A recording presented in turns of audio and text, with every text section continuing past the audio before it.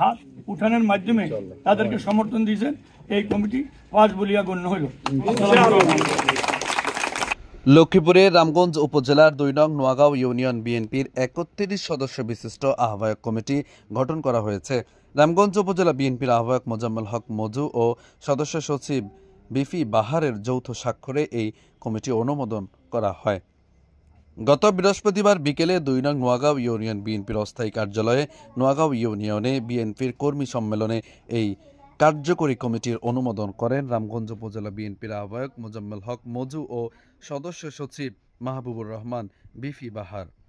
নবগঠিত কমিটিতে আহ্বায়ক তাওহিদ হোসেন মারুফ ভূঁইয়া ও সদস্য সচিব বিল্লাল হোসেন পাটোয়ারিকে মিষ্টি মুখ করার উপজেলা ও পৌর বিএনপির নেতাকর্মীরা। নোয়াগাঁও ইউনিয়ন বিএনপির সাবেক সভাপতি তাওহিদ হোসেন মারুফ ভূঁইয়া সভাপতিত্বে ও উপজেলা বিএনপির সদস্য বিল্লাল হোসেন পাটোয়ারির সঞ্চালনায় অনুষ্ঠানে প্রধান অতিথি হিসেবে উপস্থিত ছিলেন রামগঞ্জ উপজেলা বিএনপির আহ্বায়ক মোজাম্মেল হক মজু। প্রধান বক্তা হিসেবে বক্তব্য রাখেন উপজেলা বিএনপির সদস্য সচিব বিফি বাহার। বিশেষ অতিথি হিসেবে উপস্থিত ছিলেন পৌর বিএনপির আহ্বায়ক শেখ কামরুজ্জামান, সদস্য সচিব অ্যাডভোকেট তোফাজ্জল হোসেন বাচ্চু, সিনিয়র যুগ্ম আহ্বায়ক তোফায়েল আহমেদ, উপজেলা বিএনপির যুগ্ম আহ্বায়ক আবুল হাসেম, যুগ্ম আহ্বায়ক নজরুল ইসলাম ফিন্টু সহ রামগঞ্জ উপজেলা ও পৌর বিএনপির বিভিন্ন অঙ্গ সংগঠনের নেতাকর্মীরা। যে নোয়াগাঁও ইউনিয়নে কাউন্সিলের মাধ্যমে আগামী কমিটি হবে এটা নিশ্চিত থাকতে পারে। ওয়ার্ড কমিটি করার সময় সবার স্বতঃস্ফূর্তভাবে মানে ওয়ার্ড কমিটিগুলো করবেন যেন আগামী দিনে কাউন্সিলটা যেন সুন্দর হয়, একটা সুন্দর একটা কাউন্সিল করা যায়।